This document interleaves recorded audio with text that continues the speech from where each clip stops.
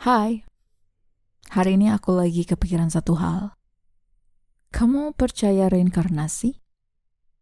Aku nggak bilang harus percaya sih, tapi bayangkan sebentar. Kalau ternyata kita ini bukan cuma tubuh dan pikiran hari ini, tapi jiwa yang sudah berjalan jauh, melewati banyak kehidupan, banyak pelajaran, dan banyak misi. Mungkin cara kita melihat hidup akan berubah kali ya. Aku kadang mikir kenapa ada orang yang di usia 20 udah sukses banget.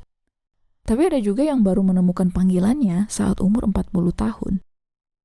Kenapa ada yang seolah jalan hidupnya lancar, car, seperti air yang mengalir. Dan ada yang harus jatuh berkali-kali dulu, baru bisa berdiri. Lalu aku dengar satu kalimat dari ajaran kuno. Jiwa datang ke dunia membawa tugas, dan tugas itu berbeda untuk setiap orang. Kalimat itu bikin aku lebih tenang. Kita semua datang ke bumi bukan untuk ikut lomba, tapi untuk menuntaskan perjalanan masing-masing. Ada yang datang untuk belajar mencintai diri sendiri, ada yang datang untuk menyembuhkan luka keluarga, ada yang datang untuk membimbing jiwa lain yang masih tersesat. Kita punya misi yang berbeda-beda, guys.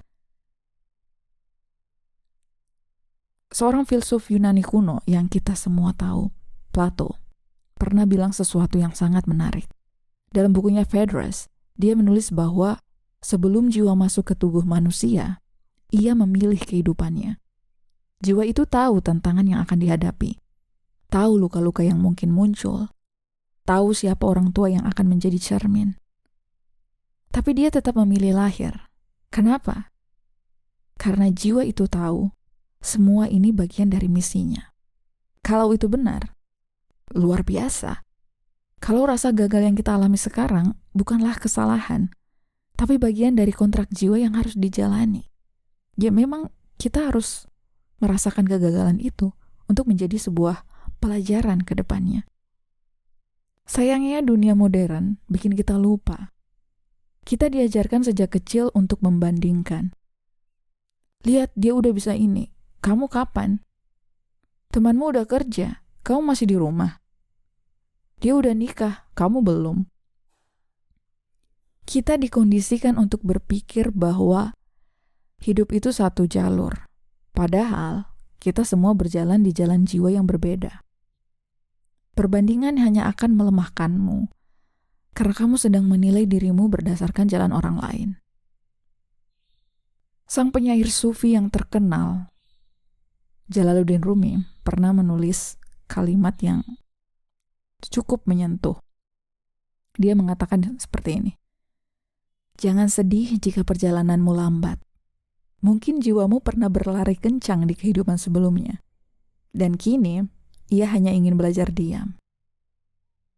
Kata-kata Rumi mengajarkan kita, kecepatan bukan segalanya.